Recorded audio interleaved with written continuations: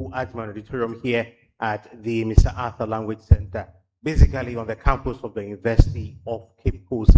It's the impending elections which will usher them into the 64th SRC Presidential Executive Committee. My name is Onisifere Sobobi, and remember that you can send your comments on YouTube live feed, that's TV UCC, and I will read them for you. Don't forget that you also have the opportunity to interact with some of their teaming fans who will be live at the auditorium. I'm not doing this alone, I'm doing this with Millicent Selassie. Now, Millicent, run us through what we are supposed to expect today. So for the morning session, we have the SRC Public Relations Officer, the SRC General Sports Secretary, and the SRC Secretary. And for the afternoon session, we have the SRC Coordinating Secretary and the SRC Treasurer. All right, Prof. Chair, permit me to take you back to GTV where we used to see Joe Lati. Over to you. Thank you so much, Obobi, and good morning to everyone. And I am happy that we are all doing well, myself and my panel, my committee members. But I just want the general public to know the actual mandate of this committee. This committee was actually set up by the Dean of Students with a composition from all the JCRC. And so we are a committee of 12 members, 13 members, 10 students from the halls, and then 2 of us from heads of halls, and then again 1 administrator from the office of the Dean of Students. And so I just want to read for you to know what we are here to do, the functions of the vetting committee. The committee, we are to vet all legible and qualified candidates who have filed their nominations to contest these elections. And then the committee has the power to disqualify a candidate based on justifiable grounds, and I want that one to be underlined. And then also the committee receive memos and review them within 48 hours from the time of submission. And then also have the right to compel petitioners, that is whenever there's a petition from any of the student body, the committee has the right to compel the petitioner to justify. And then also, we also exercise any other functions that may be assigned by the Dean of Students. And so this is the first session of 4. Today we are going to have 2 sessions, and then tomorrow we will have 2 sessions, and then as has already been outlined. And so the students to this stage have successfully been cleared to come for the vetting, which means they satisfy their condition of being able to contest an election in the university. And so our mandate is to vet them for the university community to know why they want to serve the university, and then whether indeed they are the right persons to do so. And so each candidate is supposed to get 50% plus, and then be cleared to campaign and then go for the election. And so, as I said, the 10 members are students. And so we, the senior members, we are only two. And 2 doing the scoring, and then 1 administrative. And so the majority is coming from the student. And so whatever result comes out is actually from the student body. And so I want to thank you so much. And my name is Dr. Franco Kuchaka. I am the chair. I would want to introduce the other members. Prof, kindly. Thank you, Chair. So my name is Prof. Professor Cynthia Adinote. I'm an associate professor and a senior hall tutor at Superannuation Hall. Thank you. Hello, my name is Abdallah Obeng, and I am in level 400, a student of UCC. I'm Margaret Akumadako, a student of biomedical science, level 400. I'm Felicia Benabando, level 400 biomedical science. I'm Christine Becky SL, level 400, become accounting. Ayeyi Enim Ado from the School of Optometry and Vision Sciences, level 400. Richard Bannerman, final year medical student. I'm Emmanuel Frimpong, Bachelor of Education Mathematics, level 400. I am Eric Bokete Boti, level 400, Department of Laboratory Technology. I am Godfred Derry, Petroleum and Energy Studies, level 850. I am Ludna Forsen, final year Doctor of Optometry. I am Alexander Opoku Danso, the Senior Assistant Registrar in charge of the Office of the Dean of Students. Okay, so thank you so much. I think we are not going to waste much time. We will call on the first candidate.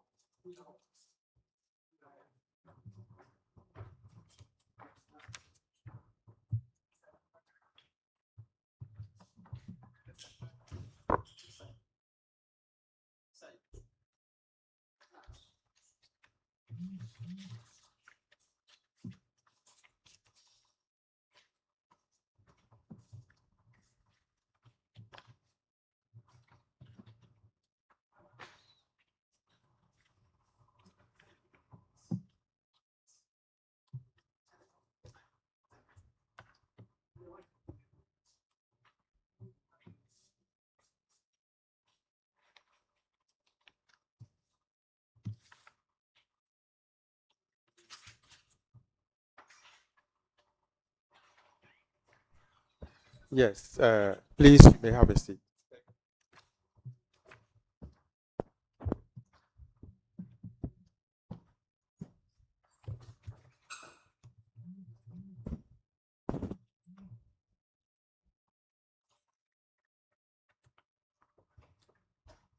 Yes, good morning, Elijah. Good morning, bro. How are you? I'm doing Get good, closer to the mic. And speak into the mic. Yes, I hope you are doing well. Yes. Do you care for water? Oh, I think I have one here, right? Oh, okay, Yes, so yes, we have received your application, and then as part of the requirement, we are supposed to vet you. That's fine. And I believe you know some of us. Do you know any of us? No. I've met some faces, but I don't have any personal experience with anyone here. Okay, so that's okay. So that means that we are not aliens, right? Yes. Okay, so you have to understand that we just want to understand why you want to be given the note.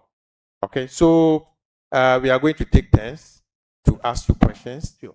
And before that, I would want you to introduce yourself officially to the university community. Thank you so much for the opportunity.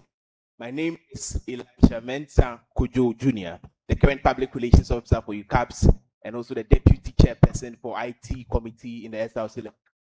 I read BCom management and I'm in level 300 now. I've gained some experience over the years with the service that I've done, and I believe that when I'm given the opportunity to take it in a step further, I'm going to impact more than I'm doing now. I thank you so much.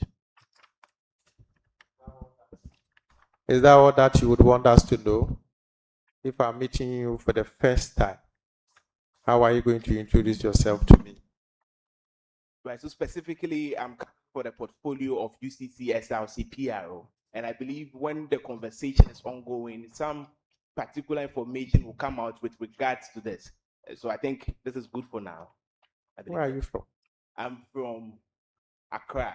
I'm a Dangby boy from Ningo Pram specifically. And so you know the background. You are not giving us full details of yourself. Come again, please. You are not giving full details of yourself. Yes, please. So I want you to introduce yourself properly. Thank you for the opportunity. So my name is Elisha Mensa Kojo Jr. I come from Ningo Pram.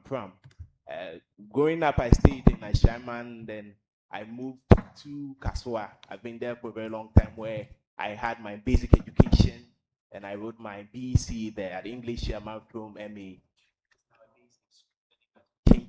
Then I proceeded to Accra Academy where I read business and I gained some experiences there, and I think entertainment prefect when I was in the final year, and I was also having some portfolios which during the conversation will come up.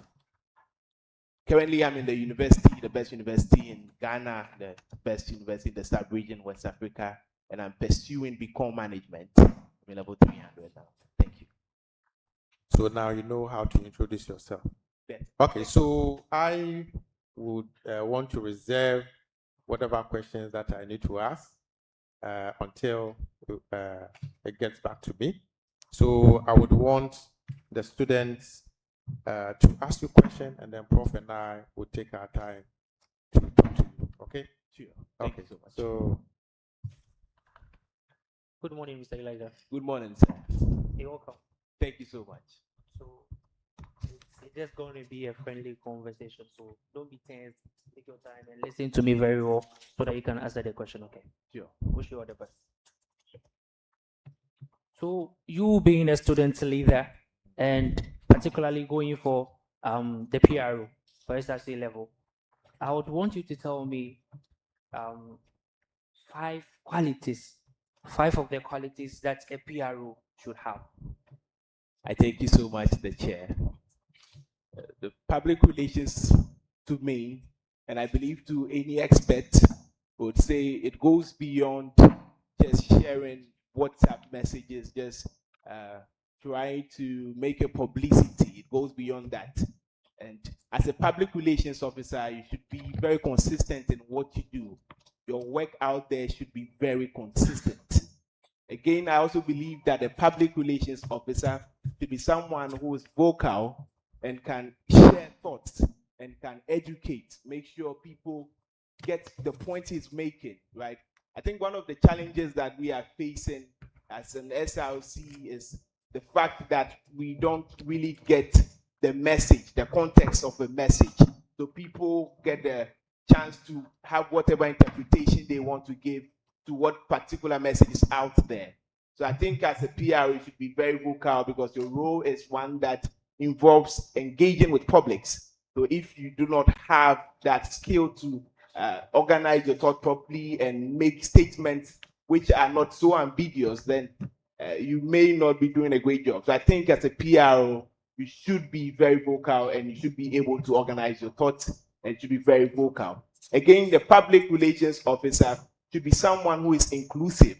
I believe in this university community, unlike in SHS where you may have some few classes, the complexities in this institution is greater. So you should be a person that can work with people. You should be able to do great communication and great coordination. I believe one of the challenges we're also facing is a problem of coordination, because I believe the challenges the SRC is facing is not challenges of structure. The makers of the structures in their wisdom put structures at strategic points where if those structures were used to its maximum, then we should not have challenges as an SRC. I think that the channels are there and the structures are there, but if we don't get great people who can coordinate whatever channels we have, we are not. Point. Okay. Sure. Sure. So again, the public relations officer should be someone who sticks to the truth and should be able to do so, should be able to make a representation and stand with that position if it's true. It should not be moved by what people are going to say, shift his position or the position of the SRC. Is that up to? So you've given me 4. I've given you 4. Yes. Okay. So, is he getting the full mark? So he attempted. Okay, thank you. Next person. Okay, thank you, Prof. Mr. Elijah, what does the UCC strategic plan aim to achieve with ICT infrastructure? Please come again with that. What does the UCC strategic plan aim to achieve with ICT infrastructure? Right. So the UCC IT, as you have mentioned, we want to have a university which is a world-class one, where we'll be able to assess whatever technology is going at a particular time. So we have set that strategic structure to ensure that we are abreast with whatever is happening in the world. I think that should be it. Okay. So, Prof, attempted. Okay. So, what are you expecting him to say? I was expecting him to say it seeks to strengthen and improve the ICT infrastructure and facilitates to enhance usability. So he was to. I hope you understand. Yes. Okay. So you agree with her, right? Yeah. Thank you. Okay, Mr. Elisha, welcome once again. Thank you so much. Okay, please. The question is quite lengthy, so please kindly pay attention. Sure. Okay, so according to the SRC UCC Constitution, under the Article 78(1) and Article 78(2), vacancies for the elected position are filled differently depending on the semester. If you resign as an elected PRO in the first semester, so please, the question is in two folds. Okay, so if you resign as an elected PRO in the first semester, what happens? And when you resign also in the second semester, what happens? So your answer should be what happens in first semester and also what happens in second semester. Please, are we good to go? Be good. So when an officer of the SRC resigns, then it means there's a vacancy, and I think that is what you said. So we will need people to replace them. So we may, in the first semester, hold an election to get a new person. But in the second semester, I believe because the time is shorter, we may just do an appointment or the deputy will take the role. Thank you. So we are holding an election for the first semester. To get a new person. And then the second semester, the deputy may take up the role because, or we may do an appointment because we don't have the luxury of. Please, a quick follow-up. Who is doing this appointment? So the appointment would be done by a resolution from the SRC Council.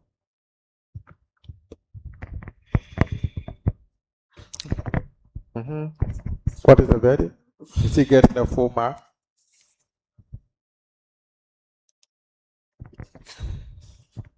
Attempted.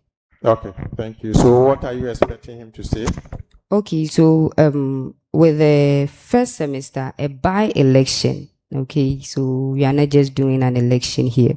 So I was expecting him to say a by-election should be conducted in the first semester. And also in the second semester, as he said, there will be an appointment because it is very short by the executive board. Okay. Yes. Yeah. Okay. Okay, so Mr. Elisha. Yeah. An imprest is a system of cash advance to an officer to meet payments which are otherwise inconvenient to disburse through the normal payment procedures. So can you give me 2 classes of imprest? Right, so imprest, to my best of understanding, is a system where not every transaction can be recorded. I define the imprest. Right, so give me 2 classes. 2 classes. So matters that are not very classified, maybe payments of items that you are not awarded a receipt. You can have that in your imprest. And then, come again.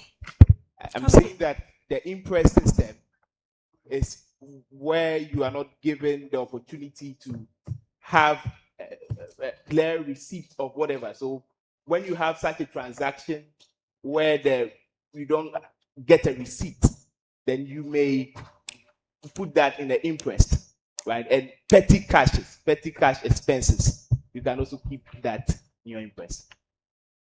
Okay, so you attempted.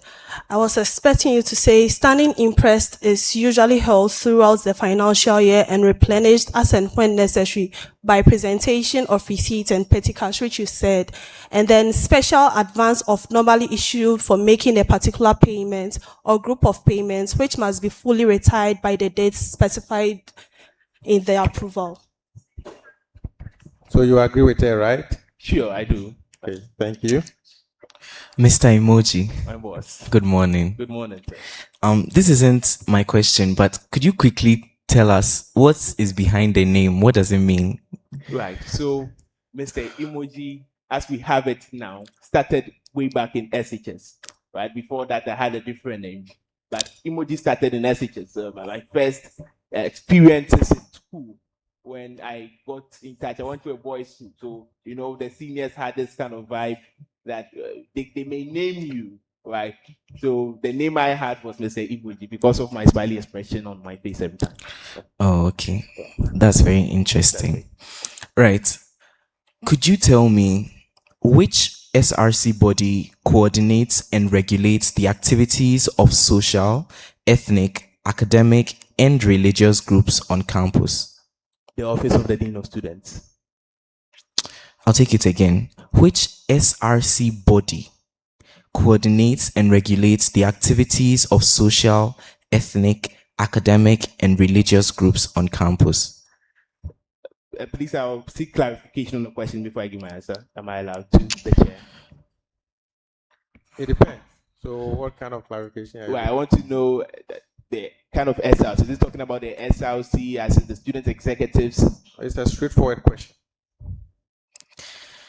So the SRC coordinating secretary. Okay. That's not the answer. Okay. So the answer is the amalgamated committee. Okay. Okay, Master Elisha. Which administrative directorate creates opportunities for businesses to interact with faculty members who have commercially viable ideas? Please come again with that. Which administrative directorate creates opportunities for businesses to interact with faculty members who have commercially viable ideas?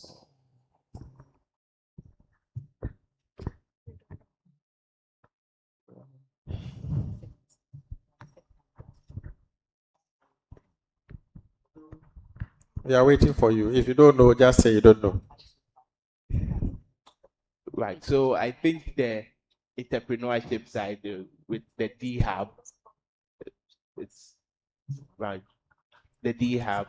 Are you guessing or? No, I think that's a structure which I've visited where we have opportunity, and I believe when I spoke to one of the officers there, they say they help not just students, the academic community and outside community, which includes lecturers and non-teaching staff. So I believe that he had should. Okay, so that is wrong. The answer is the Directorate of Research, Innovation and Consultancy. Drake, have you heard about Drake before? I think you should come again with the name. Drake. He mentioned it. Yeah, please, can you help me with the initials? So, okay. So you didn't hear what he said? Yes, I said it should come again. Can you repeat it? The Directorate of Research, Innovation and Consultancy. Okay. Okay. Yeah. Thank you so much, sir. All right, Master Elisha. Yes, sir. Yeah, as far as you are aspiring to become the SRC PRO, which directorate of the university manages the hosting of banners on the university campus? The Public Relations Directorate. Come again? The Public Relations Directorate. That's correct.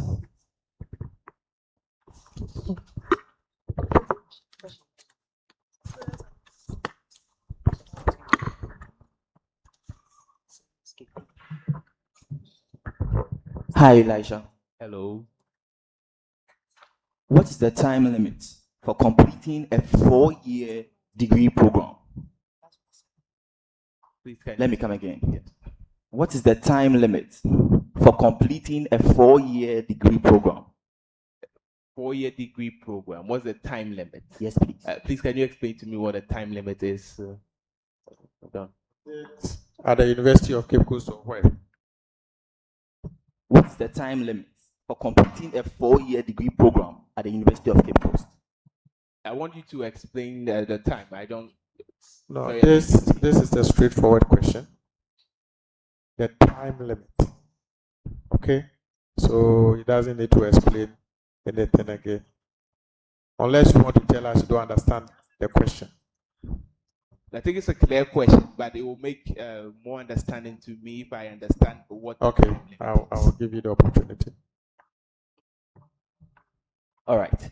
So for every degree program, we have a number of years that the students would have to stay on campus or be in touch with the university to study towards that certificate. So we have varying certificates, right? So the question is that for a 4-year degree program, what is the time limit? It will be 4 years. I'm sorry, that's incorrect. So what were you expecting? According to the academic program policies and regulations, for a 4-year degree program, the maximum time limit is 6 years. 6 years. Thank you. I will give him an attempt. Okay.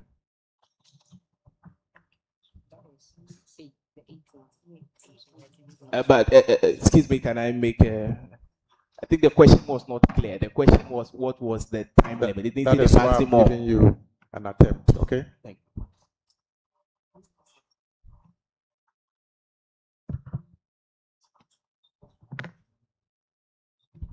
But you see, when you even say 4 years, if we are talking about 4, is it 4 academic years or whatever? I hope you understand.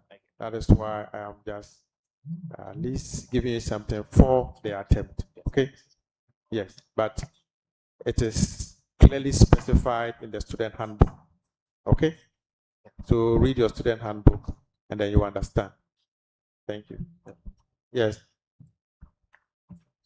Mr. Elijah, please, you are a Mr. It has 2 hours.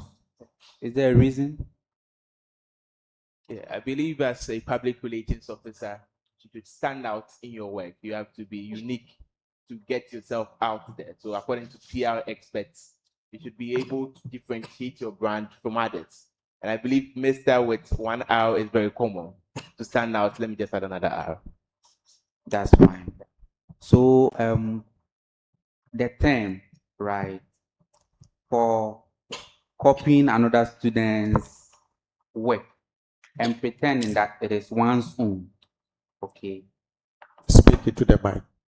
Okay, so the term for copying another student's work and claiming that it is one's own, according to the university's academic policies and regulation, is termed as what? The specific term will be plagiarism, but under copyright. That's right. Thank you. Okay. My first question is, which major international framework serves as the global standard for ethical conduct, truthfulness, and integrity among PR professionals worldwide? Should I take it again? Sure, yeah, you can. Which major international framework serves as the global standard for ethical conduct, truthfulness, and integrity among PR professionals worldwide? I think you have to enlighten me on that. So which means you don't know? Yes. Sir. Okay. So give him the answer. So it is the International Public Relations Association's Code of Conduct. Okay. My second question. Who is the president of the International Public Relations Association? You can enlighten me on that too. All right. Is Madam Esther Amber Numamba Koba. Can I seek information? Is that based in Ghana or is it worldwide something? International Public Relations Association. It's from asking, is it based in Ghana or is somewhere else? You said international. What does international mean? But are you asking if the person is from Ghana or not? Or because you mentioned that international. Yes, I understand. I'm asking if it's based in the sense that it is sprouting from Ghana or is that somewhere else? That's the question. No, it's an international body. You want to be a public relations officer and then you don't know much about the industry.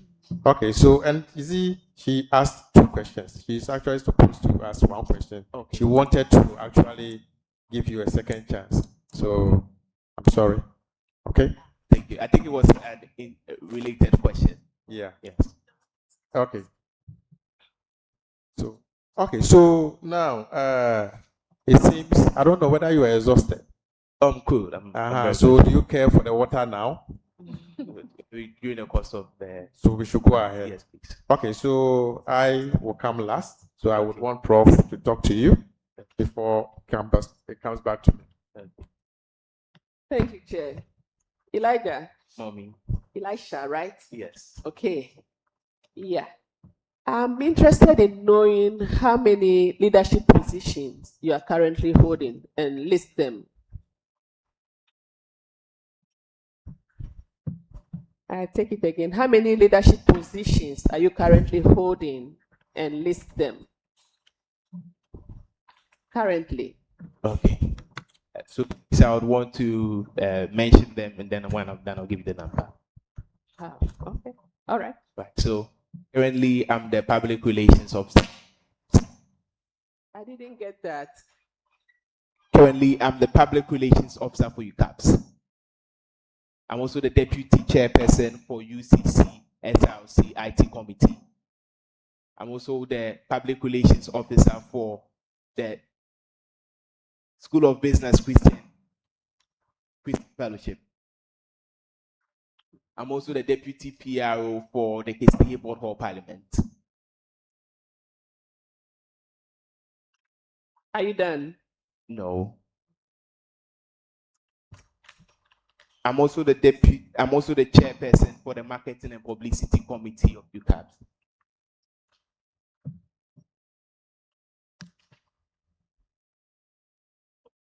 Are you done? That's not on your CV. This last one is not on your CV. I think it is not there because the role as public relations officer for UCAP automatically makes you the chairperson for this. Okay. Yeah. All right. So are you done? So you're holding 4 positions? Yes, please. Okay. All right, that's good. And so I'm wondering how you are able to combine all this and still maintain your CGPA. And yeah, let us know what is your strategy. Okay. I believe even holding one is a lot of work, and having 4 means a lot of work. You need a lot of commitment and dedication to what you do to be able to thrive. Particularly, I have put in place measures, and I'm going to share one, which is my time management.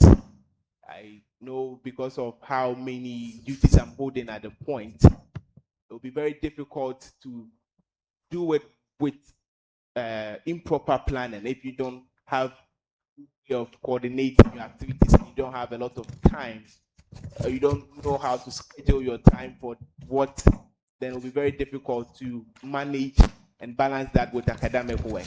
So I have proper steps, which is guiding how I move, what to do, where, when, and how. Thank you. Is time management your only strategy? Do you delegate? Do you do everything by yourself? No. Do you have a committee? I do. Do you rely on committee members? When we say reliance, I believe the work is one which should be done by the team. But as a team lead, you don't want to say you are over depending on the people you are working with. because sometimes people may not show up. And if people don't show up, what recourse do you have to get the work done? So it is a side and side ensuring that the work is done. So with the people or through other people. So are you trying to say that most of the time you do almost everything by yourself? I'm not saying that. I'm saying that in some situations you don't get the opportunity to work with the people that may be in the committee. Sometimes I go to publicity and I have to follow other people who are not members of my committee, right? But I have a committee. So I'm saying that you should be able to work alone and you should be able to work with a team. But the particular circumstance would find which is best to use at a particular time. But as a leader, you are supposed to always bring the people together, right? You Yeah, I don't do. you don't just escape. As a leader, to show that you are a good leader, you try to make the team know that they have to do a particular work, right? Yeah. Anyway, yes. And qualities of a PRO. I heard the first person to ask the question touch on that. But do you think you have those qualities I that do you have them. mentioned? I do. I'm currently working with them. What are those qualities again that you think you have, and they are qualities of a PRO? I mentioned inclusivity. I mentioned communication skills. I mentioned consistency. I mentioned the fact that you have to stay with what you have. Are you done? I mentioned 4. Yeah. But on your CV, you said that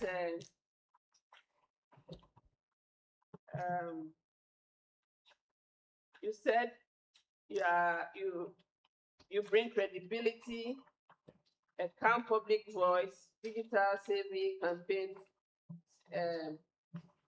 execution, and the ability to translate student concerns into clear, actionable communication for the UCC SLC. I was expecting to have seen those kind of qualities. You should have aligned your CV with the qualities of the post you are vying for, right? Yeah. Again, on your CV, you mentioned something and I need some explanation. You said combines analytical grounding from HTTP/become management degree. What do you mean by that? Well, I think that was an oversight. I found out later when I was, after I submitted the form, I think that was an oversight. The HTTP is Become Management. That's the current program I'm reading. The HTTP was just an oversight. And I begged the board. So you couldn't edit your CV properly? No, I'm saying that it was an oversight, and we realized that after we'd already submitted the forms. Oversight in what sense? Is it that you couldn't do proper editing? We did the best we could, but we are humans, and I beg for pardon from the board. Okay. All right. So it's an oversight, as you said. Okay. Now, throughout your experience as a PRO in various associations, can you mention 3 challenges that you have encountered and how did you resolve this? I thank you so much. I think the first challenge I would mention would be with reference to the first question that you asked. Am I able to work with people? Am I able to coordinate? I'm saying that people, you can work with them, but people disappoint. People don't show up every time. How have I resolved that? When we go on grounds and I'm not able to get the people I'm working with, I ensure to get others on board. And that's the beauty of PR, being able to convince people to support the agenda. Sometimes you go for class to class publicity and you not get the people you are supposed to work with. Doesn't mean because they are not there, the work should not be done. The work has to be done. And if not with them, then we'll get others to help us do the work. Again, face issues with funding, right? In the School of Business, not a lot of money is invested into PR. So sometimes you're not able to project the kind of message you want to come across. Sometimes you need some kits to just boost the visibility, and you don't get that. How have we resolved that? We've ensured that where we don't get the means to finance what we do, we ensure we use other means to do that.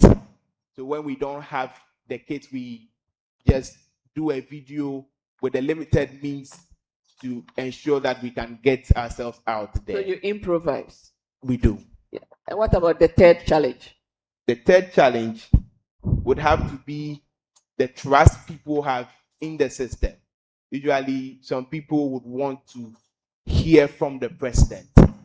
They believe that the president should be the one to address some issues.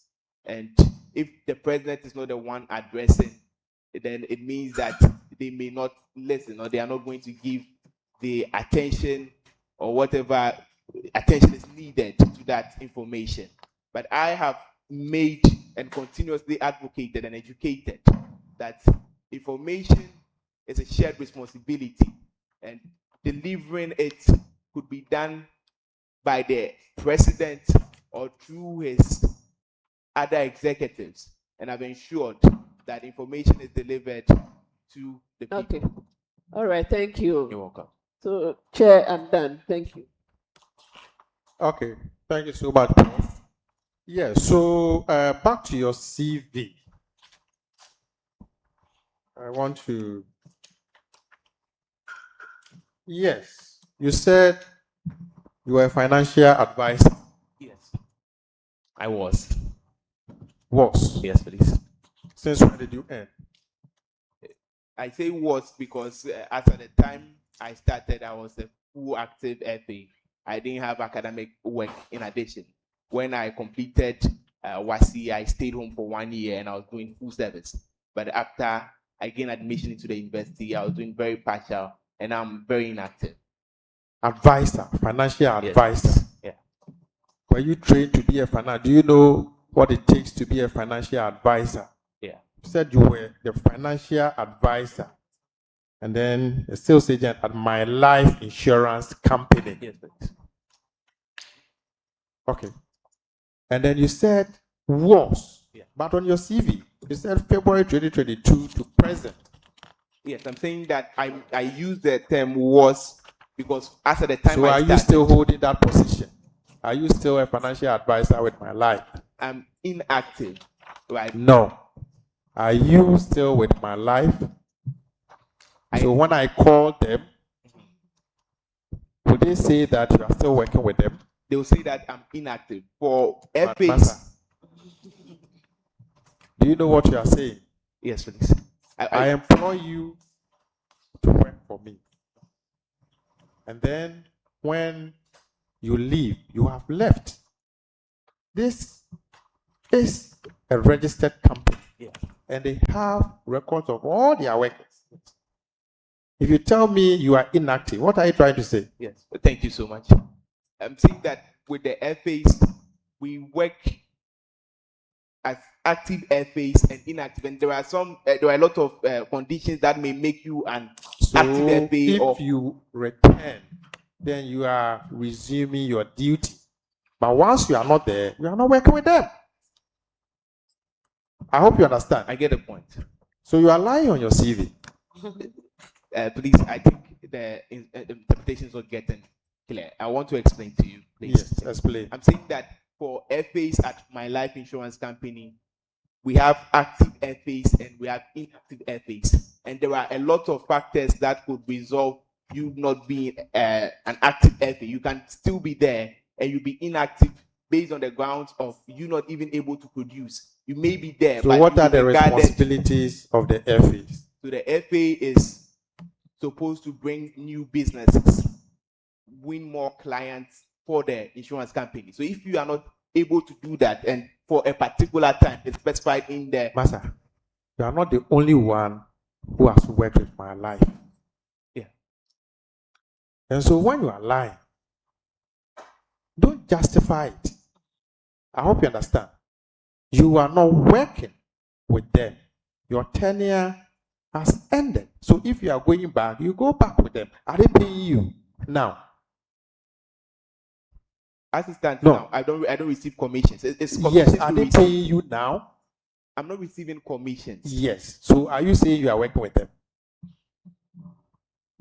I think I have to explain better. Master, don't go there. Don't go there. And so be careful. Okay. Don't commit yourself. Thanks. I don't want to go so much into detail because there are a whole lot of issues that I can also pick. But your CV is not up to standard. Okay. The bio data is not there. Everything. I think you have to do better. I hope you understand. You just use chat AI to generate a CV. Please, UCC has a template that you need to follow. I hope you understand. Yeah. Okay, so is Professor Anson aware you use him as your? Yes. Are you sure? Yes, please. Did you take a course? Coming with him? Yes, please. I was this course prep. What did you get? I had an A1. So, do you want me to ask you a question? Yes, sir, you can. Okay, don't worry. Maybe some other time. Thank you, sir. Yes. Do you have any question for us? I want to know the board's position on what the PR should do, the board's position. Well, maybe after the vet you meet us, but it is clearly specified in the SRC Constitution and then also in the student handbook. So if you want more information, because we are working based on whatever has been specified in the student handbook, so you can go there for that information as well. Okay. So thank you. Now you can go and take your water. Thank you so much. And then all the best. Thank you. Very good. You are the child.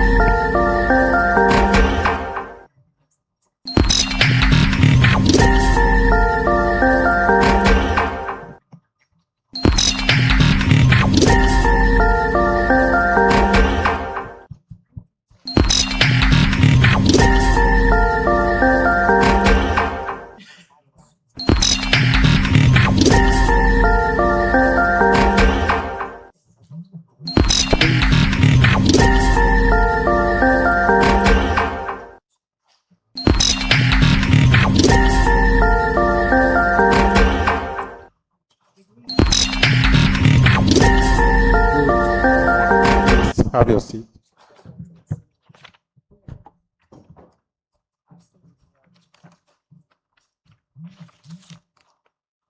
Eric Darlington, right? Please, yes. Eric Darlington, uncle. Okay, so yes, we have received your application documents, and then you are to meet us. Tell us why you should be given the mandate to contest for this election. So basically, this is a requirement, and so we are going to take turns to ask you questions. And as you are aware, the committee, we are 13, and majority are students, and so this is not something that should be of a problem to you, because you don't have a lot of people here who are going to hunt you. We are all here to help you out. Okay, so kindly introduce yourself to us, and then why you are here. All right. Good morning once again. Please, my name is Eric Darlington Anku from Tvucc in the Volta region, precisely North Dine district. I am teacher by profession, and currently I'm serving as a public relations officer for the School of Agriculture. Aside leadership, Prof. Chair, I'm also a graphic designer, and I'm passionate about effective communication and public engagement. Thank you very much, Prof. Okay. So that is about you? Please, yes. So if somebody asks you to introduce yourself, is that all that you are going to say? All right, Prof. Chair, thank you very much for the question. So I'm a student of University of Cape Coast and currently reading Bachelor of Science Agriculture, affiliated to the SRC Hall and in Level 300. Thank you very much, Prof. Chair. Yes, how old are you? Please come again. How old are you? Yes, I'm 29. Are you married? Prof. Chair, not yet. So it means you are not providing enough background information. Huh? Okay, thank you, Prof. Chair. I'm still single. And then you said you are the public relations officer for the School of Agri. Please, yes. The School of Agri, eh? Please, yes. Please, yes. Do we have a public relations officer for the School of Agri? Please, yes, we have a student association, that is International Association of Students in Agriculture and Related Sciences. In short, IAS. Yes, Prof. Chair. So that is not the School of Agri. That is what? An association within the school. So don't go and say it anywhere that you are, or is that what you've been telling people? Thank you very much, Prof. Chair, for the correction. Okay. So, yes, I'll hand you over to the other committee members, and then it will come back to me. Okay? Thank you very much, Prof. Chair. Anyway, do you care for water? Oh, please, I'm okay, sir, Prof. Chair. Are you okay? Please, Okay. yes. Thank you very much. All the best. Thank you, Prof. Chair. Mr. Eric, good morning. Good morning. Please, how are you doing? Please, I'm very fine, sir. I'm also good. You are looking good. Thank you very much. Okay. So I am going to ask you a straight question. Then I want a precise answer. Thank you very much.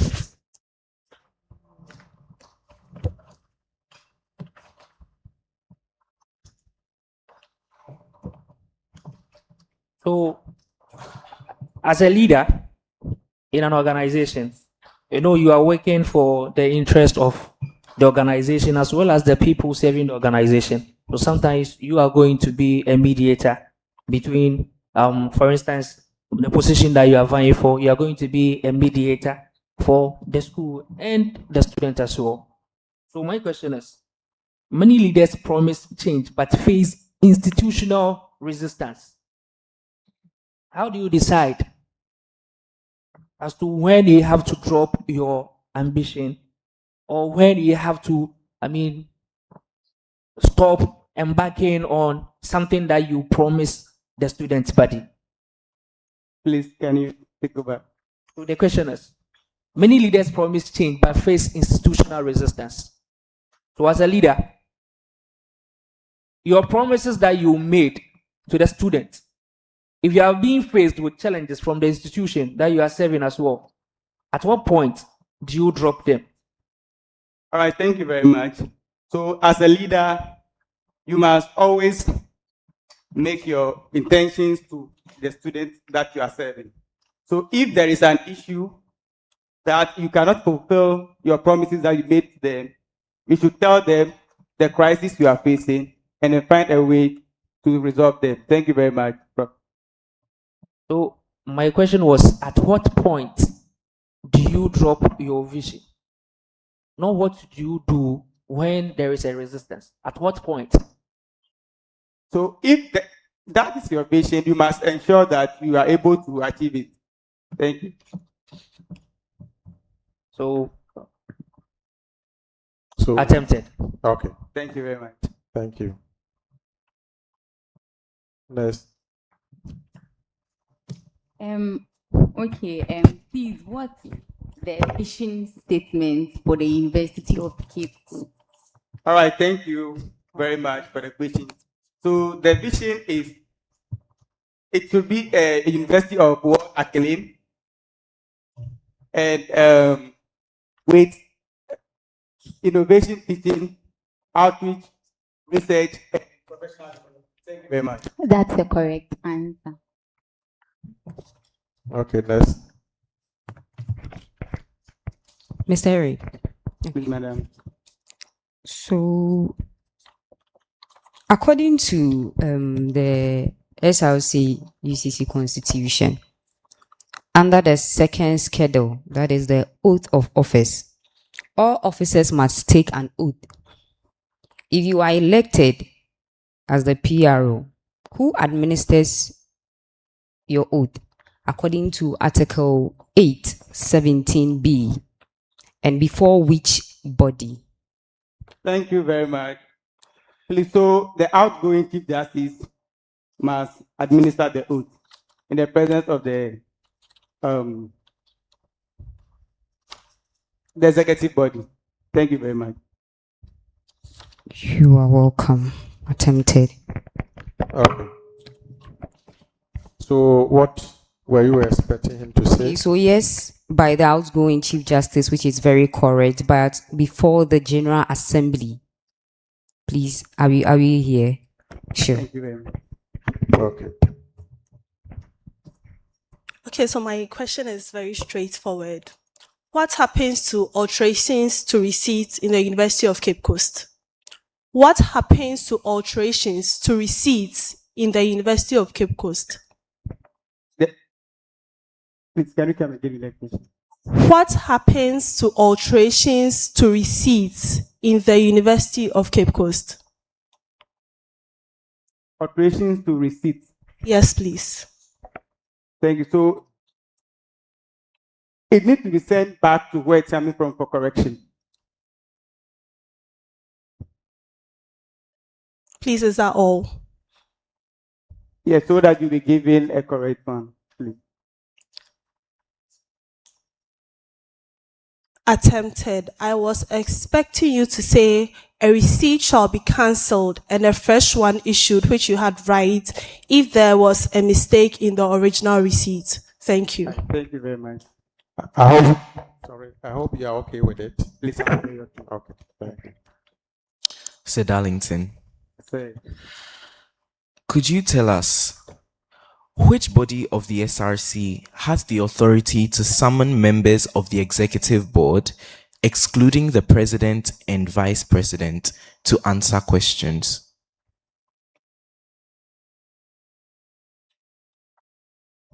Please, the Parliamentary Council. Oh. I think that's right. I have here the parliamentary board. Thank you very much. Correct.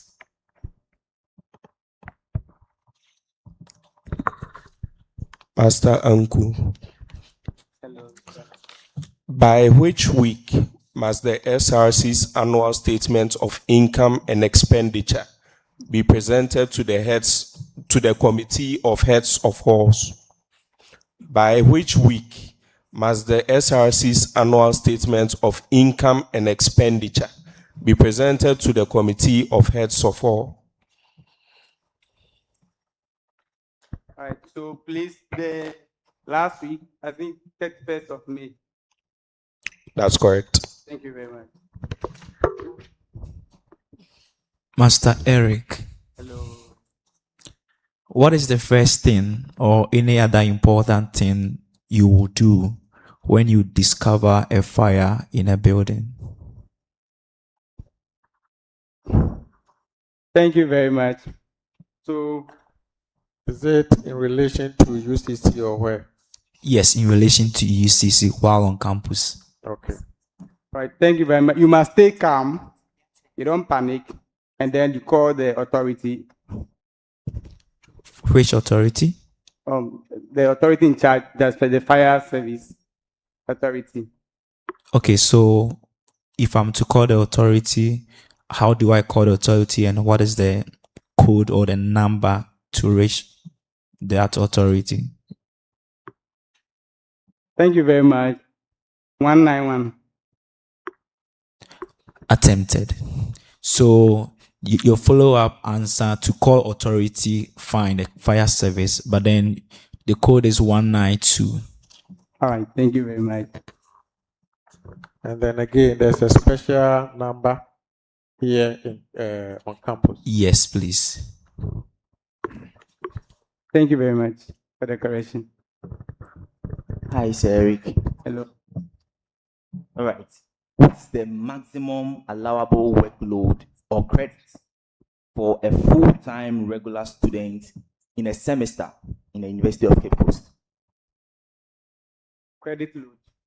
18. That's correct.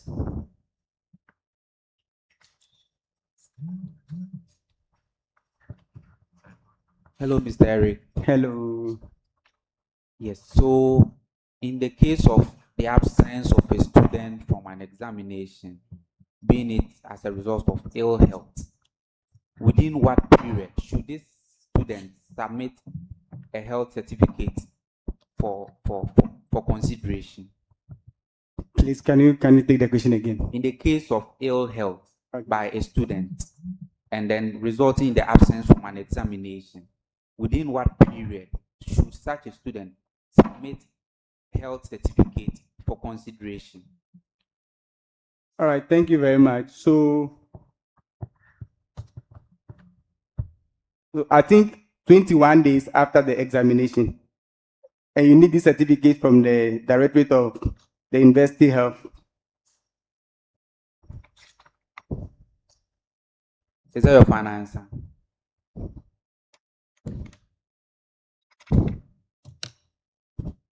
Please, can you take the question again? Excellent. Please, can you help me with the question again? I'm sure you heard the question right. Okay, thank you. Okay, so either you answer or we move on. Okay, please enlighten me, sir. Yes, so a certificate must be submitted within 14 days from the day of the examination. Thank you very much. Okay. Yes, okay.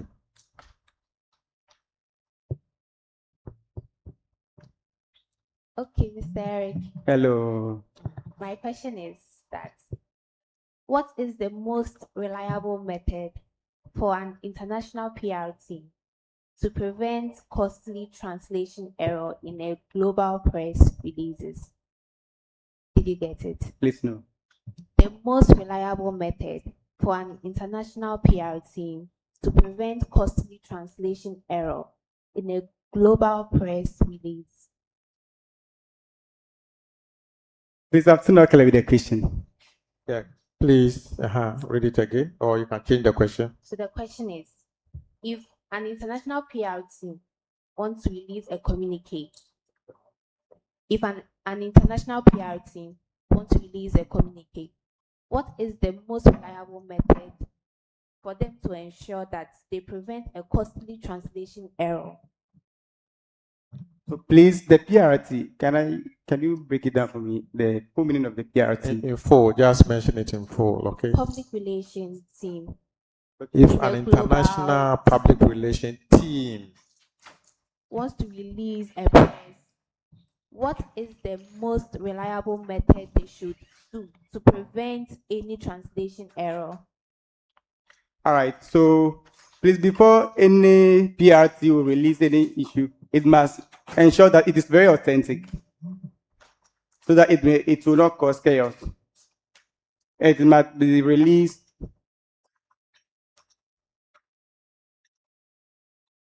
at the exact time the incident occurred. Thank you very much. Okay. The question was to prevent costly translation error. So what I was expecting you to say is that they would relate with the local natives so that it will be translated and adapted by the local translations. Okay. All right. Thank you very much for the Okay, so education. wrong, right? And my next question is that Kindly speak louder, okay? who serves as the Minister of State in charge of government communications and presidential spokesperson? Thank you very much, Madam, for the question. Honorable Felix Owusu Kwachi. Okay. Honorable Felix Kwachi. The Honorable Felix Kwachi. You said what? Honorable Felix Kwachi. Yes, MP. Okay. Thank you very much. Wrong or? That's right. But you are the PRO. And then honorable. You want to be a PRO, but honorable and honorable. Be careful with the pronunciation. Okay? Thank you very much, Doc. Okay, so I'll hand it over to Prof. Yes, thank you, Chairman. Darlington, right? Please, yes, Madam. I hope you are doing well. I'm doing well, Madam. Okay, right. So I want to find out how active you are as a member of the SRC Hall as the SRC Hall Parliamentary Council. How active are you? Okay, thank you very much, Madam, for the question. So from time to time, we are called upon to have a sitting to deliberate on issues. So anytime that there's such call, we always attend and attend on time. Thank you very much, Chair. So are you always available? How many meetings have you had so far? And did you attend all the meetings? All right, so when I joined, we went for the inauguration of the 10th Parliament. Then the second Parliament we held last Saturday, but because of the rain, I couldn't attend. Thank you very much. Because of the rain, Please. you couldn't attend. I dressed and then I was waiting for the rain, so I asked permission from the. So how many of the meetings were you able to attend since you joined the council, the parliamentary council? So when I joined, we held 2 meetings. So I joined the first one, but I couldn't join the second one. Thank you very much. Okay. All right. So what improvements do you hope to bring to the SRC in case you are successfully vetted and subsequently elected? What kind of improvement are you bringing as a PRO? Thank you very much, Madam, for this question. So I have 4 policies I'll be bringing on board, so in case I'm giving the nod. So the first one is, it's a long-term project, but I believe it is feasible. That is introduction of SRC mobile application. On this mobile application, Madam, students can just download this application from the mobile, the Play Store or the App Store, where when successfully logged in, you'll be able to have access to the news, information, activities of the SRC, where students can even get access to past question, timetable, and there will even be a live vote where you ask your question and you get answers instantly. I believe it will go a long way to help us. That is the best one.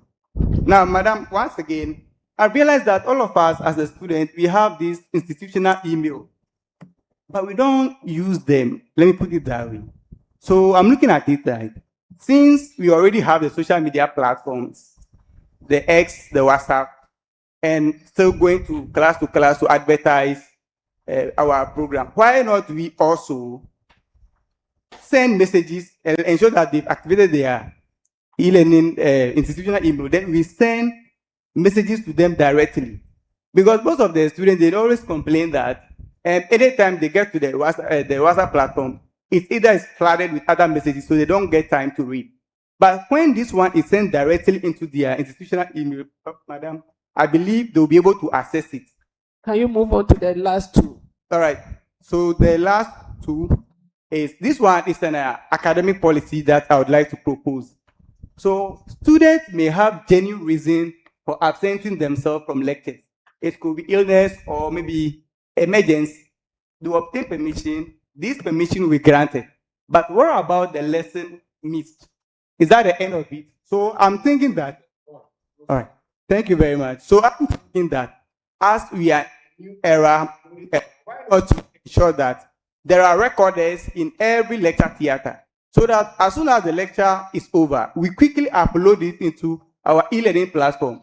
So during revision week, students can just go there, watch the video of that lecture, and then take their note. And in case of those who are absent, they can also log in. In that case, students will not attend lectures any longer. Yes, so thank you very much, madam. That question popped up when we were doing the inquiry, but we realized that the advantage outweighs the negative aspect, and there will also be a measure put in place that, okay, it could be that when you attend lecture, you have a mark of 5 marks or 10 marks. So with that, students will ensure that whenever they are available on campus, they will come.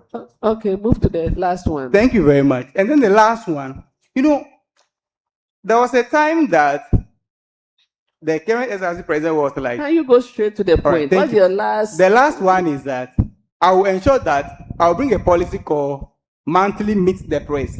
Over there, we'll advertise, so maybe it will be held in NEC, so that students will come, the executive will be there, they ask their question, then we give them feedback from there, so that they will take first-hand information from the SRC. So they will not be relying on hearsays. Thank you very much, madam. All right, my last question is, list 3 strategies you have to ensure that communication is inclusive. All right, thank you very much. So as a PR, I'll be a two-way communicator, ensuring that whatever information I bring out, I also listen to the receivers of the information I'll be bringing.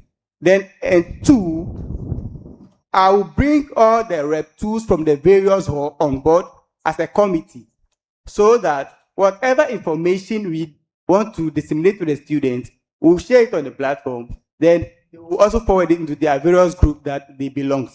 And 3, we'll also be doing this letter-to-letter theaters to deliver our messages. Thank you very much, Prof. I'm tempted to ask a follow-up, because do you understand inclusivity? How do you understand inclusivity? So all of us will be included. So irrespective of whether you are somebody living with disability or not? Yes, we are all included. So how do you cater for students living with disabilities? All right, thank you very much. So as I said earlier, we will also be making use of the social media platform. And I believe that a lot of, the people living with disability, some of them use phones, especially those whose eyesight are okay. They also use phone. So we believe that with that, we can disseminate information to them. Thank you very much. Okay, thank you. Thank you. Yes, Darlington. Hello, Doc. I went through your transcript. And then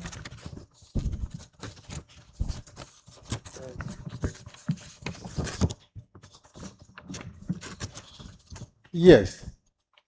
Are you a vegetarian? Come again. Are you a vegetarian? Please no. Oh, okay. I'm sure you may want to ask why. Because yes, I've seen you are an agric student. Yes. It seems you are doing well in the crop courses, but animal science courses, you are not doing well. So that is why I'm asking whether you are a vegetarian.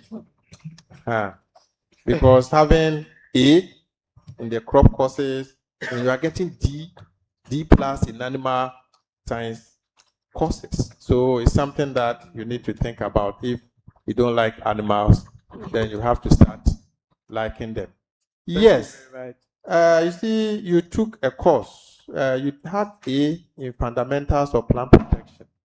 That is my area. And so, when can we say that a plant is diseased? Please come again. When can we say that a plant is diseased? Okay, thank you very much, Prof. So we may see plant as being a disease plant whenever there is corrosive or when there's yellowish patches on the leaf. Likely that very plant may be diseased. Thank you very much. Some plants are naturally yellow. Yes, and you can clearly differentiate that from the diseased one. No, when a plant is naturally yellow, naturally that plant is yellow. So how can you differentiate it from another plant that? And thank you very much, Prof. When that happens, it drops. The diseased one drops, but the healthy one, which are naturally yellow, they stay healthy on the plant. Are you sure you really did fundamentals of plant protection? You had A. Please, yes. And then you can define a diseased plant. Yeah, that's what I was saying. That sometimes it depends on the color. That is wrong. Let's take the green one, for instance. When it's a diseased plant, a green plant, you know very well that this plant is greenish in color. But all of a sudden, turns yellow. Then you should be able to identify that that very plant is a diseased plant. And sometimes it falls off.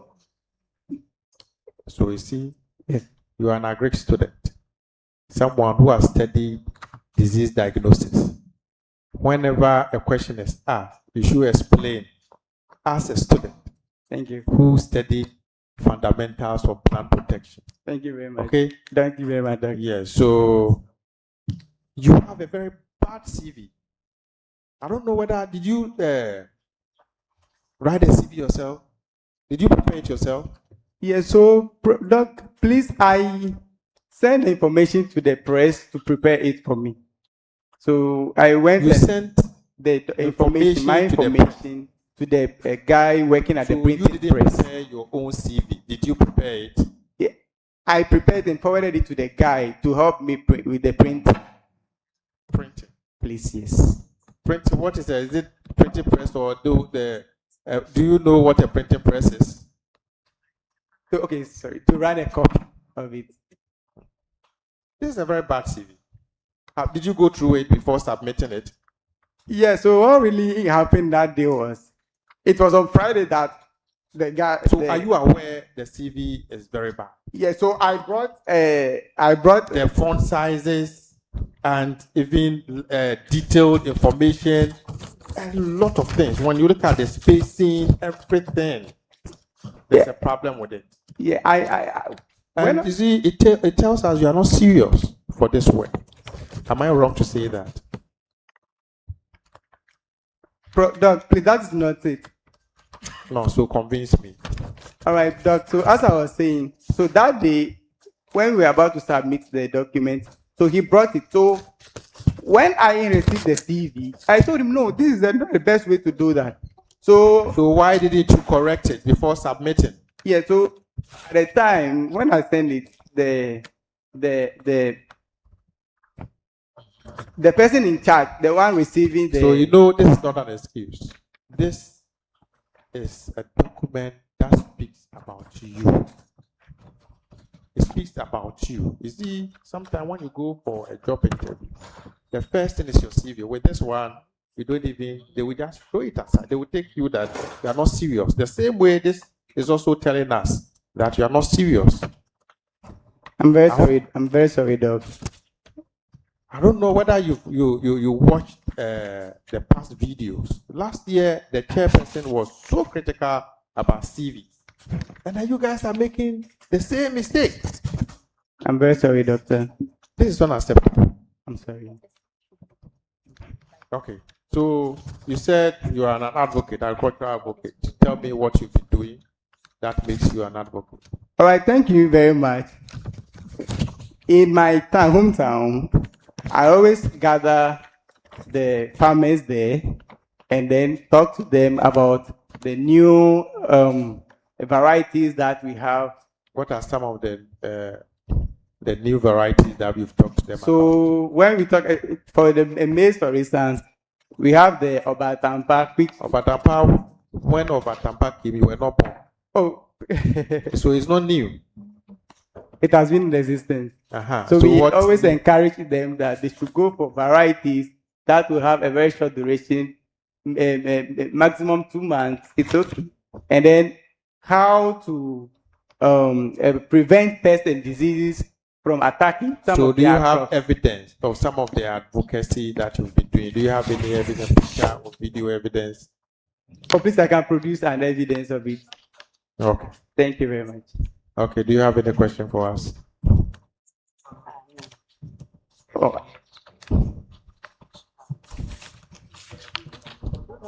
Okay. So I'll give Prof another chance to ask your question. Okay. Darlington, yeah, just a quick one. Okay. And we have already complained about the quality of your CV, but I need to make this correction. Okay. One of your referees, you have here engineer Professor R.O. Daku, and you put a senior lecturer. I think he's an associate professor. Okay. So you need to go and rectify that. Right. Thank you very much for the correction. I know the individuals, your referees, Dr. Kwadwo Kusiamwa, Professor Darko. Don't disgrace them by submitting such a document, a CV. Thank you. Okay? Thank you very much. They are well respected. Okay. Right. Thank you very much for the Yeah, correction. so look into the camera and then talk to whoever is listening to you. All right. Thank you I'm very just much. giving you 30 seconds. All right. Thank you very much. Dear student of University of Cape Coast, so this is Eric Darlington with the teaser said Darlington. Please, so in case I go through this vetting successfully, please just help me, just support me so that we can make all these dreams successful. Thank you very much for your. Okay, thank you. You are the star. Thank you very much.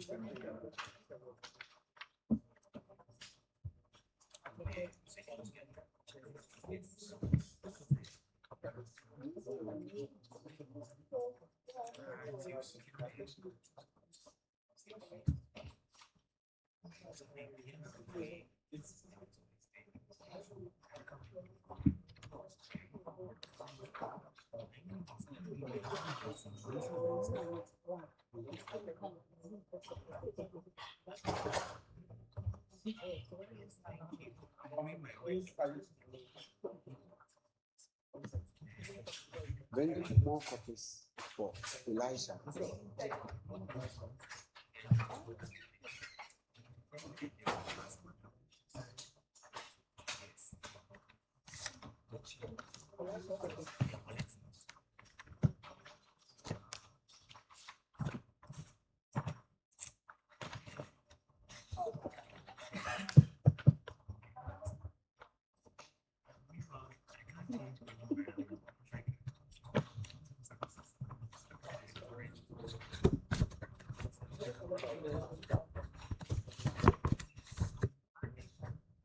Okay, please hurry up.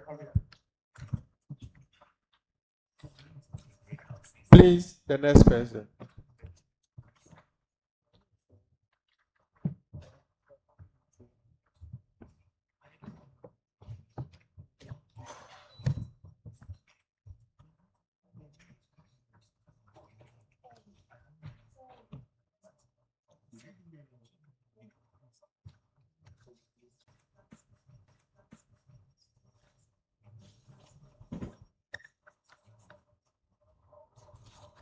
Hey, Master. You entered and then straight away went to sit down. You didn't even greet us. So I am a man who is very hope to take better, will become a software engineer in the future.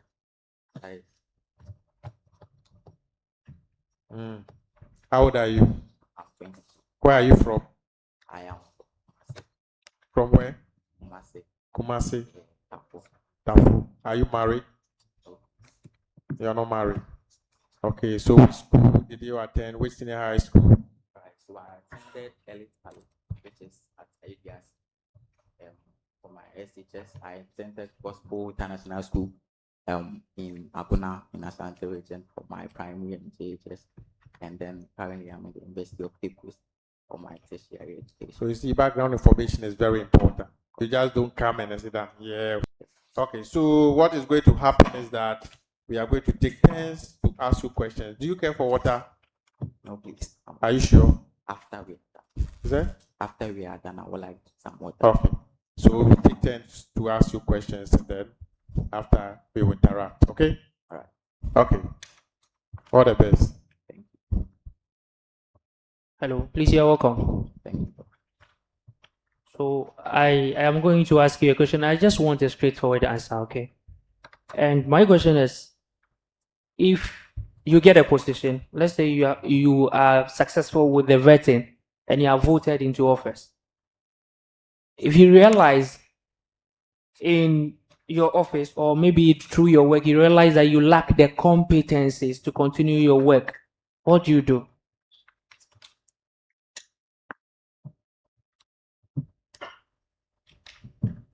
Thank you for the question. I believe that being truthful to oneself is important. Please, So can you speak to the mic? I believe that being truthful to oneself is important, and then being self-aware. Before you continue, what did you eat this morning? I've not eaten. Sir. You've not eaten. Why? I do not want a circumstance where my stomach would worry me this morning. So do you have that problem? Anytime you are going for an interview and then you eat, your stomach will be worrying you? Not really bad. Or you are afraid of us? I didn't want to take the chance. Is there? I did not want to. That is why. You didn't want to take the chance? Yeah. But that is bad. At least take something, okay? It's very important. And we are not here to hand to you in any way, okay? We just want to understand why you want us to give you the nod, okay? Sure. So, speak. Okay, continue. So as I was saying, self-actualization is very important in this group. So to the point where I get to know that I'm not fit, I would relay the job to the appointment that I will make, preferably to my deputy PRO if I do win. So, Mr. Gideon. Yes, sir. In what year was the University of Cape Coast established? And in what year did it become autonomous? Thank you for the question, Chair. The University of Cape Coast was established in 1962 and it became autonomous in 1971. Thank you. Okay. That's a correct answer. Thank you, Doctor. Yeah, Mr. Gideon, please can we proceed? Sure. So, according to the SRCCC Constitution, so taking it from Article 8, 18A, the PRO is a spokesperson for how many bodies? And list the bodies.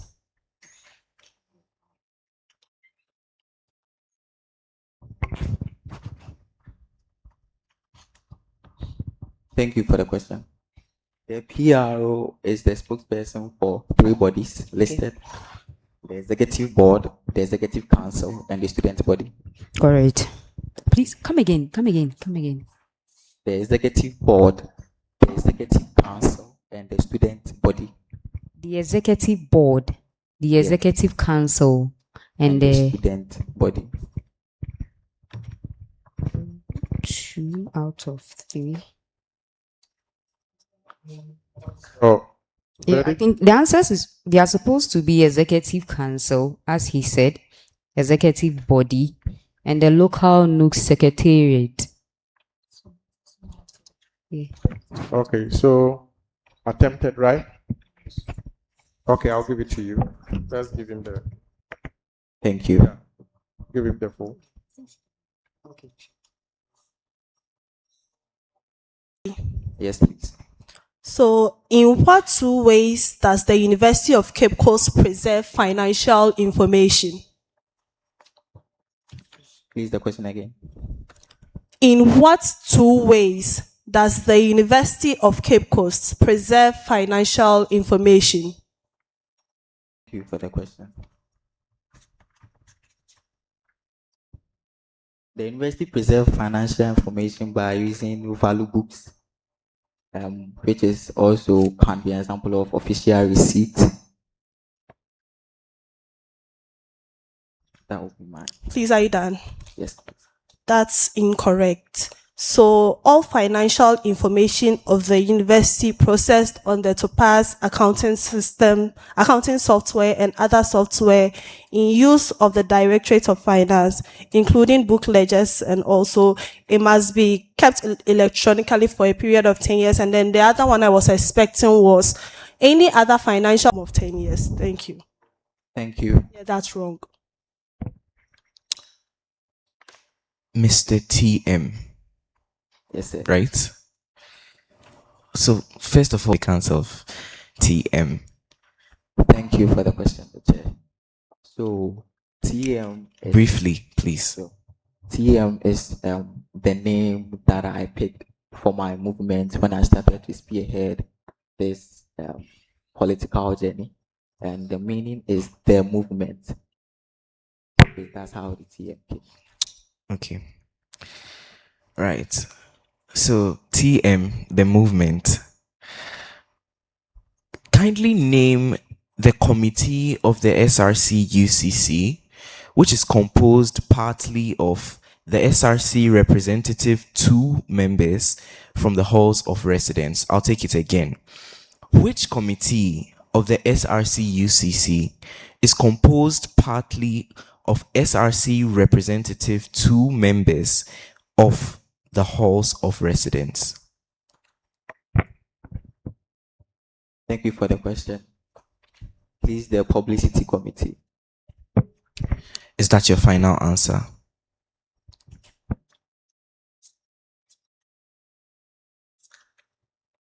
Yes, please. But that was a good attempt.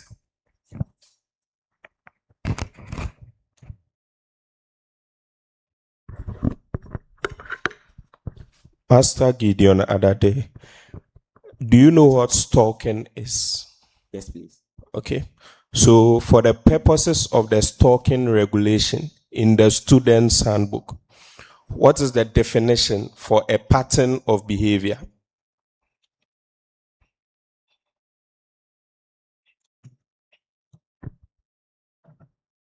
I'll list them in points. One pattern is visiting someone without their prior notice. Okay, so let me stop you there. So I want the definition for a pattern of behavior, not to list the patterns. Please, can you make it a little bit clearer? For the purposes of the stalking regulation in the student's handbook, what is the definition for a pattern of behavior?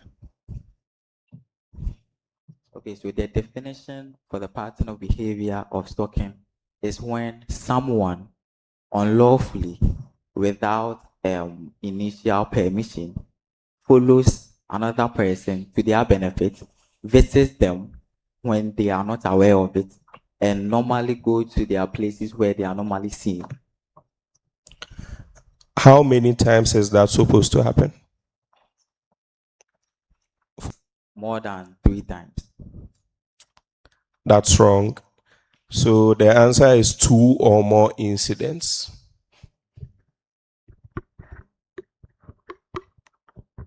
Master Gideon, are you ready? Under whose office of the University of Cape Coast shall the constitution or constitutions of clubs and associations on campus be reviewed for certification? Please, the question again. Under whose office of the University of Cape Coast shall the constitution or constitutions of clubs and associations on campus be reviewed for certification?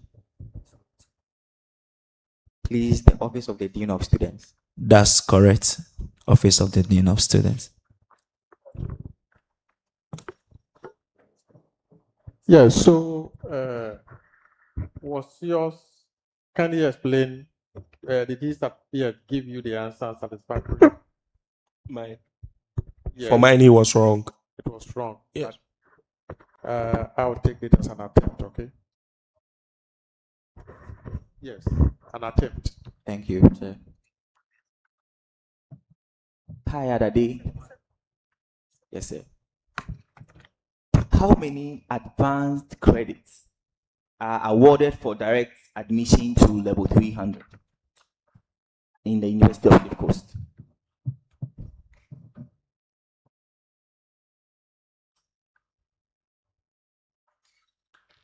Please, the question again. How many advanced credits are awarded for direct entry, for direct admission for level 300 in the University of Cape Coast? So you need to have more than 60 advanced credits. Come again. More than 60 advanced credits. Is that your final answer? You need 90 advanced credits. 90. Yeah. Sorry, that's incorrect. So the answer is 60 credits. 60 credits. Thank you. Hello, sir. Yes, sir. So my question is very simple and brief, right? A student attends lectures, and then this student participates in examination, but this student refuses to register his or her courses. What happens to the student? Please, the question again. A student attends lectures, writes examination, but this student didn't register his or her courses. What happens? No grades will be awarded to the student. That's correct.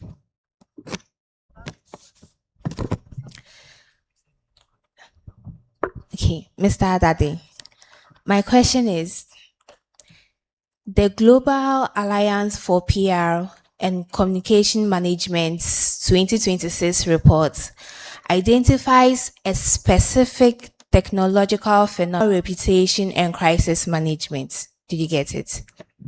Take it again. The Global Alliance for the PR and Communication Management 2026 report identifies a specific technological phenomenon as the number one threat to institutional reputation and crisis management. So the question now is, what is that phenomenon in their reports?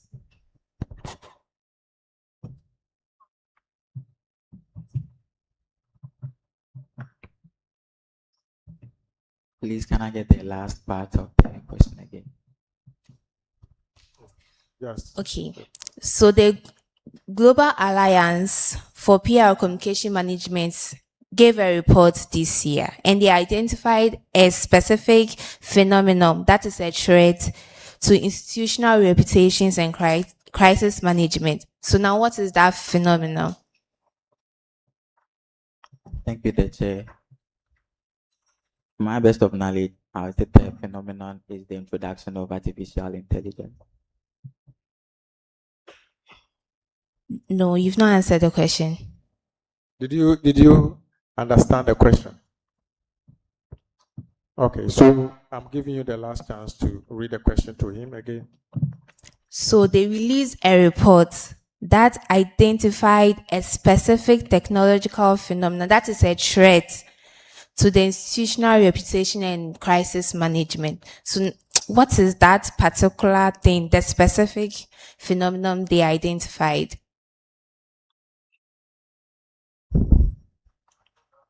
I'll be glad if you could enlighten me on that. Come again. I'll be glad if you could enlighten me on Okay, so you said AI, but it's not AI. It's the AI generating deep fakes videos or synthetic media misinformation. That is the phenomenon. So it was wrong. Okay, so attempted. All right, thank you, Chair. All right. And the second question is, if you assume position as the UCC PRO, if hackers compromise official UCC SRC database and leak sensitive student biometric data, what is the exact legal time frame mandated under Section 34 of the Data Protection Act 2012? That's Act 843. For an organization to notify the Data Protection Commission and affected individuals? Thank you for the question. Within 1 clear week of the attack. Come again. Within a week of the attack. Master, speak like a man. Within a week of the attack. No, that's not the answer. The answer is immediately or as soon as reasonable practicable. Oh.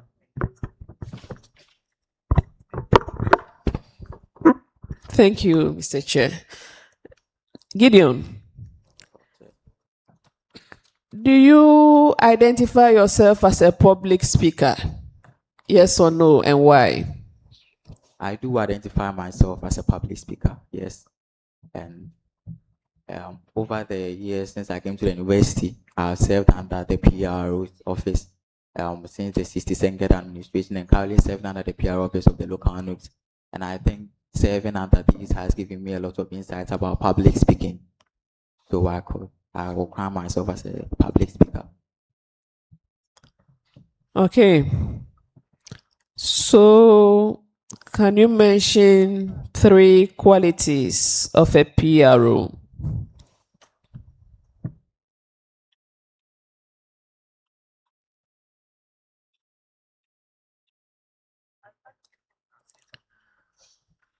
All right, thank you, Chair.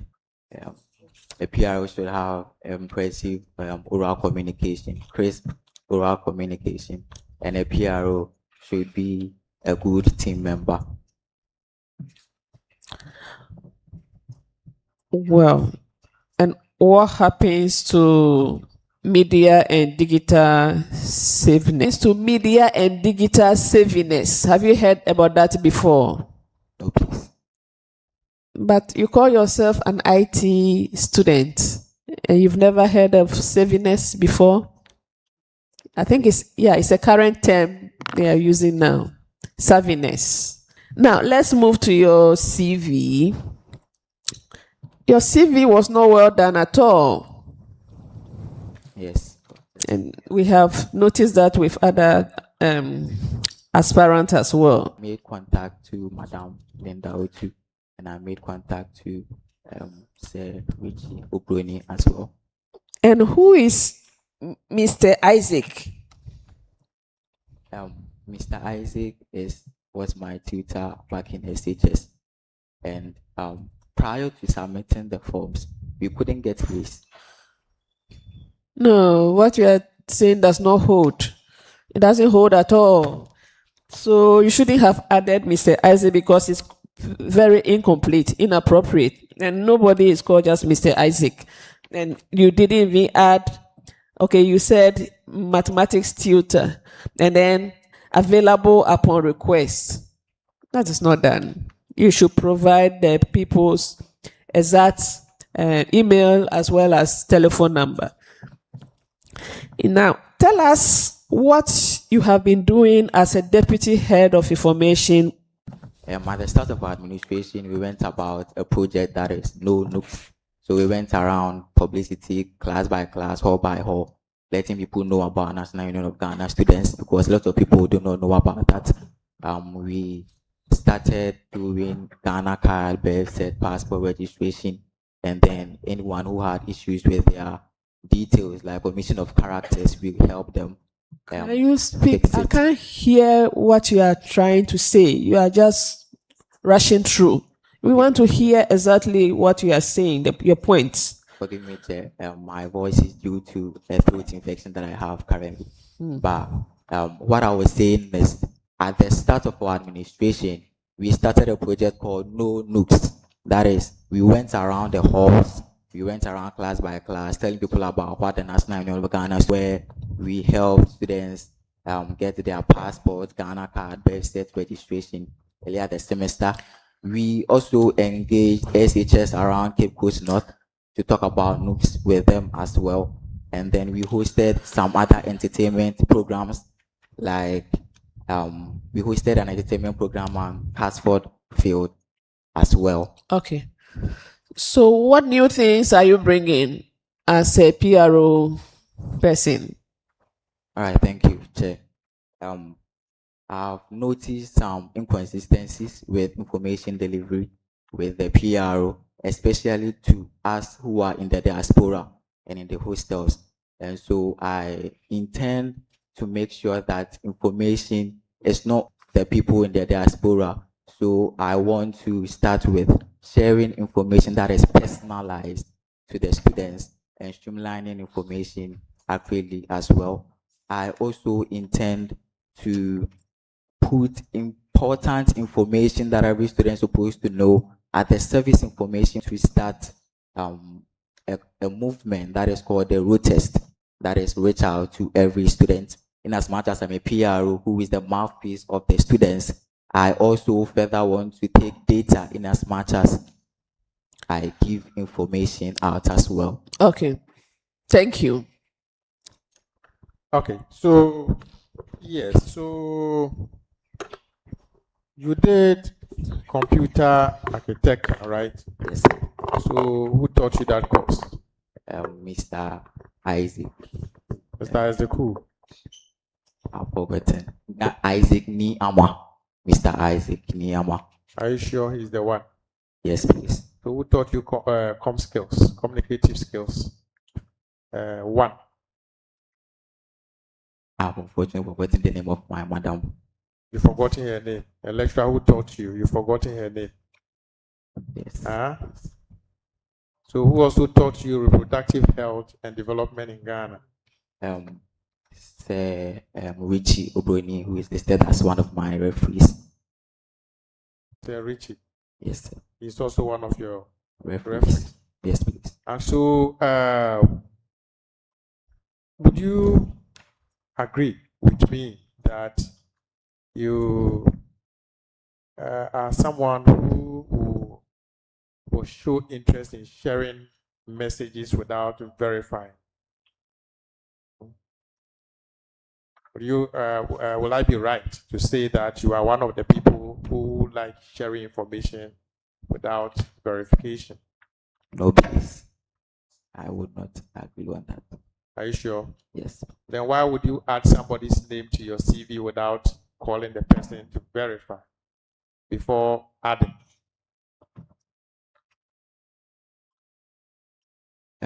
Prof. Chair, Dr. So every information that you bring to on your CV should be verified. It's something that should be able to verify. So you added somebody's name, and you didn't even call the person to seek the consent, and then you put there available on request. So we should rather ask you to make provide the details. This is unacceptable. And then you want to be the PRO. You want to be the. So who is the Director of Public Relations of the University of Cape Coast? Prof. If you could enlighten me on that. Is that? You are in the university. Who speaks for the University of Cape Coast? The director. I want his name. The director is Professor Gideon Enoch Abekwe. Professor what? Gideon Enoch. Are you sure? Yeah, you are not too far from right. Yeah. Are you sure? Yeah. Okay. We'll go and find out whether you are right. Yes, he is rather the registrar. So I would want you to go and then find out. Have you been listening to ATL FM? Have you been listening? No, please. I am not a fan of. You are not a fan of ATL FM? I'm not ATL FM per se, but I have some into viewing. Viewing, not listening. Okay. Okay. Thank you so much. Thank you. Yeah. Into the camera, I'm giving you 30 seconds to speak to whoever. Camera, I'm giving you 30 seconds to speak to whoever is watching you. Since you don't want them, whoever is watching you. Since you don't want them to hear, so just speak into the camera. All right. For clarification's sake, I would like to tell the entire student body that I do not mean it in any capacity, that I'm not a fan of ATL FM, first and foremost. And if anybody took offense to that, I'm very sorry about that. Secondly, I feel like the students, and I know and I believe that the students in the University of Cape Coast normally found themselves wondering, going around talking to students on campus, there are lots of information that going around talking to students on campus, there are lots of information that they do not know about, petty information about students who even want to stay in the hall. They don't know how petty information about students who even want to stay in the hall. They don't know how to stay in the hall. They don't know who to go to. Students who are facing issues where there are no fees, they don't know who to go to.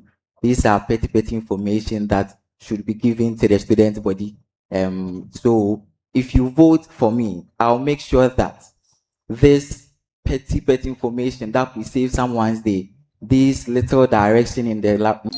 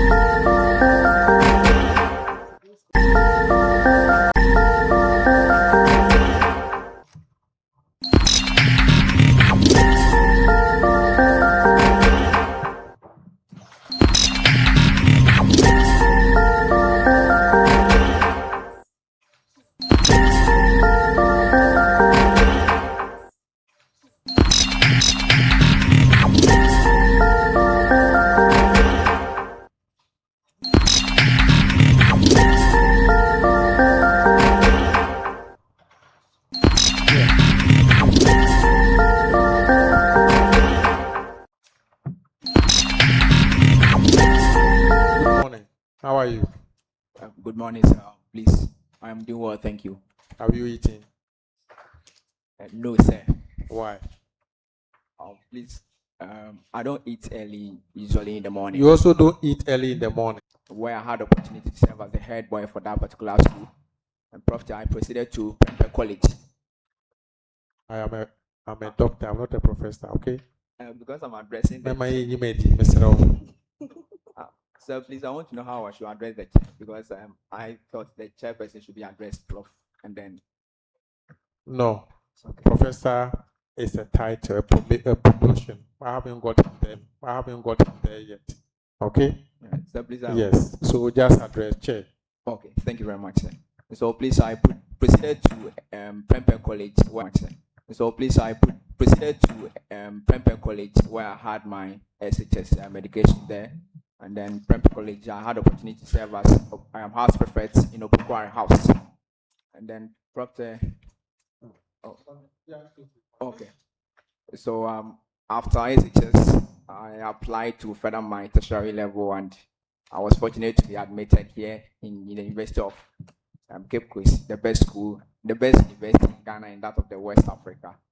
And Proctor, currently, I am privileged to be part of the SRC Information and Publicity Committee, and also I'm also privileged to be part of Great Atlantic Hall Parliament, and then I'm also privileged to be part of ISAC Publicity and Committee, the Media and Publicity Committee, and then Prof. Chair, I was honored the title, the Deputy PRO for my faculty, FEPSA, Faculty of Educational Foundation.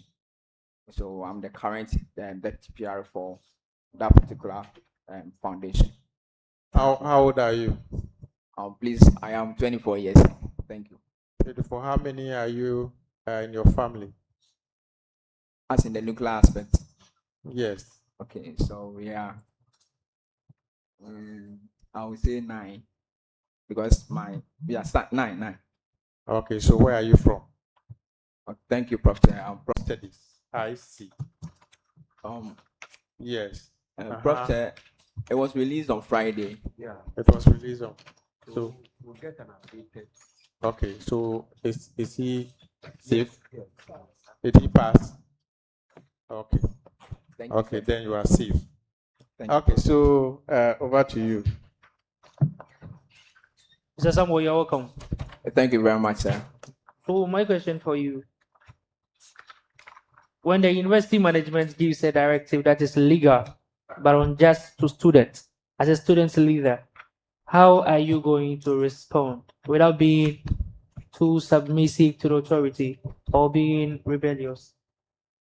Please, I'm not getting what you said. Can you repeat it? So my question was, when university management gives a directive, University of Cape Coast gives a directive that is illegal but unjust to students, as a student leader, how are you going to respond without being rebellious or too submissive to the management? All right, thank you very much, the chair. Please, I think as a PRO or as a student leader, you don't necessarily treat leadership as emotional thing. So you would, sit with, or you would speak with the management, and then it should be in the form of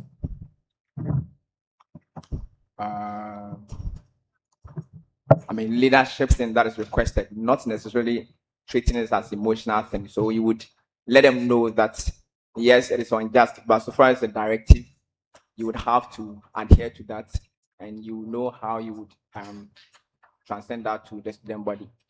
Thank you, sir. So for your submission, you said you will let them know. I mentioned 2 bodies. Is it the student's body or the management? Yes, sir. So with the management, they will know from me that yes, although it is unjust, but as leadership, when it comes to leadership, we don't necessarily treat things as emotional way. So you would just adhere to what they've said. although it is unjust, but so far as a directive from them, you would adhere to it. What do you then do to the student body? Yes, sir. Thank you, the chair. With the student body, I would explain to them in a way Not the motto. Okay? Not the motto. okay. Yes, okay. Yes, okay. Okay, next. Sam Jonah, please can I proceed? Please can I proceed? Yes, madam. Please. Okay. So the PRO is the spokesperson for three bodies: Executive Council, Executive Board, and the local Nugs Secretariat. Please, are you aware? Yes, I'm Okay. So Secretariat. Please, are you aware? Yes, I'm Okay. So among all these three bodies, the PRO becomes the spokesperson first and foremost